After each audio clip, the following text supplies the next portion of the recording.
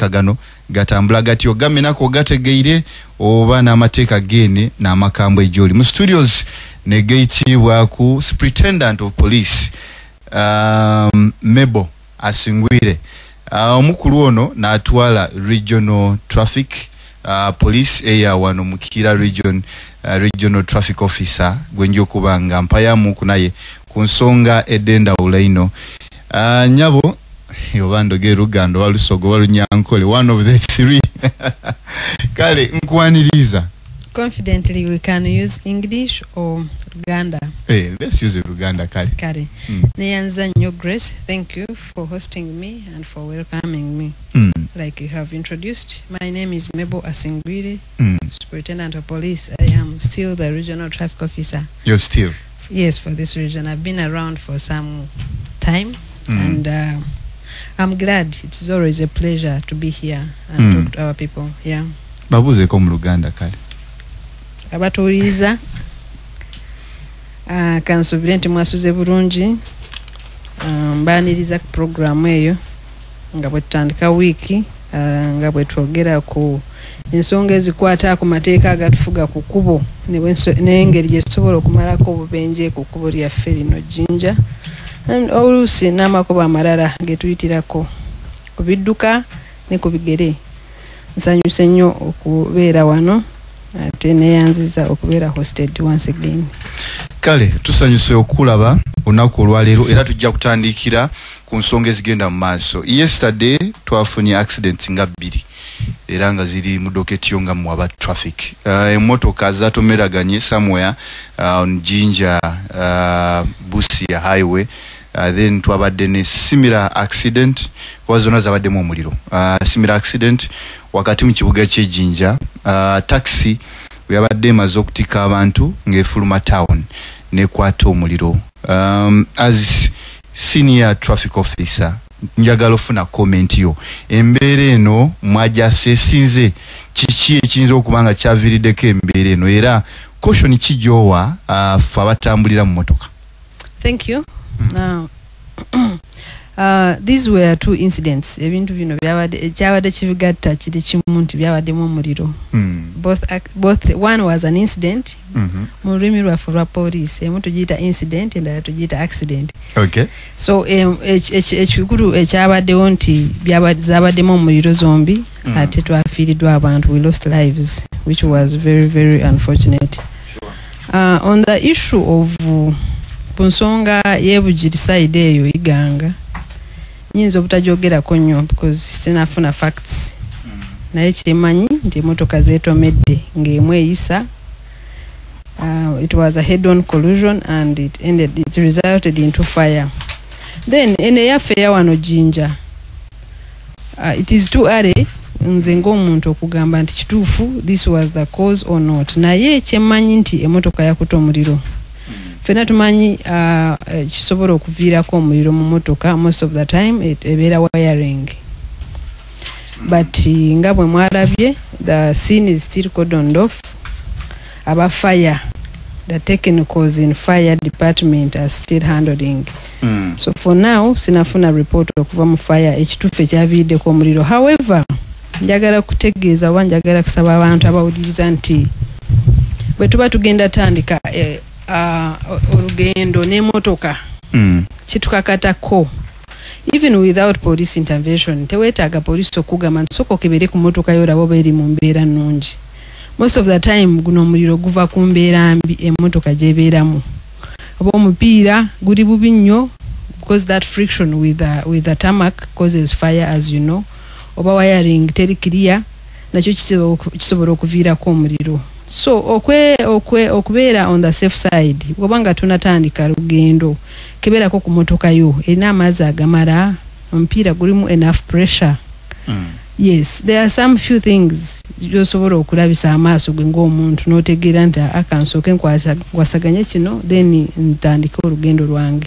Okay. Yeah, it was unfortunate that we lost 2 lives in this fire of yesterday. Chibinyo. Yeah, Chibinyo. So the official report will be coming up, I think, shortly, and we shall share with you. Kale webale nnyo baddala okubanga otwadde insight no confirming because speculations abaddewo nga mbagamba basatu bana batano but position eri nti babiri be bafidde mu kabenje kano as of today. That is the official report. Kale webale nnyo baddala tutandikire wennyini awo obubenje bweyongedde ku makubo ge Uganda naye nga ate tulina traffic laws in place, tulina well decorated officers like you. Mwewe muli mwabakwasa amateeka gano lwaki tusigaza obubenje ku makubo nga ate tulina amateeka agakwata ku traffic, tulina amateeka agalungamya entambula y'ebidduka ate nammwe abantu baffe abava muffe ne muyambala uniform ezo nga mulina okutujjukiza amateeka ago wemuli buzibuliwa. Thank you. That is the core now. Tutuse ku nsonga za traffic. Ekisooka kyenjagala tukanyeko nti amateeka waliwo waliwo okubeera wa amateeka gadi in place. Okay. They are already passed by parliament and assented to and they are in place. Then waliwo gagoberera. Those are totally different things. Amateeka okubeerawo n'okugagoberera byanjawulo nnyo kati bwe tutuuka wano ewaffe mu actual ku ground ogenda kwesanga nti abantu abasinga babeera ku makubo kuno abadriver abavuga piki n'abavuga obugaali bavuga police. We drive police officers, we drive traffic officers. Kyobora ogenda bwoba oli mu motoka zino ogenda olaba taxi bewa busigns obusajja buli awo. But what happens in cases where there is no traffic? Because traffic cannot be everywhere. True, okay? True.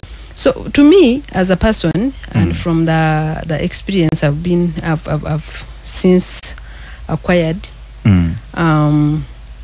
I believe that behavior change works more than the laws. Eneisa yaffe nga abakozesa ebidduka bino ejja tukolera nnyo okusinga amateeka. Kwa amateeka kwegali naye do we have enough officers at every corner? Tulina abapoliisi abamala nti buli driver waateeka ekigere wa motoka weetuuka waliwo omusirikale agenda omugamba nti toyisa? No. Tetujja kisobola. So ekisooka kya byonna ekigenda okukendeeza ku bubenje buno is going to be behavior change.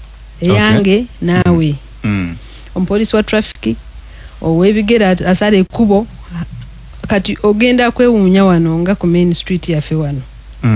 Zebra crossings are very very clearly demarcated. Weziri naawe ogimanyi nti eno zebra crossing. Naye ow'ebigere agivaako n'agenda n'asalira mu maaso wali. Naye nga zebra crossing weri kuyamba at least protecting eko nto salira wano. Naye nabyo motoka babitegeera. Kituufu. Kuba nje bavuga mu speed mu town muno. Sibitegeera. That is one behavior that we are talking about. For example, the pedestrians. Wawo ino kusalira. Okay. 2. Nogenda n'olaba wa motoka. Bwaba manyi nti wano waliwo aba traffic tasobola kuyisa. Naye kayise kuba traffic. Agenda kuyisiza mu koona. Agenda vuga nga byayagala agenda kubeera ku simu. Owa traffic tagenda kubeera buli wamu akugamba va ku simu no. And on that case I want us to look at njagala tumanye ensonga some of the few causes of accidents on our roads, not Jinja in particular. No. Naye ogenda kusanga nga distracted driving is one of the causes of traffic accidents.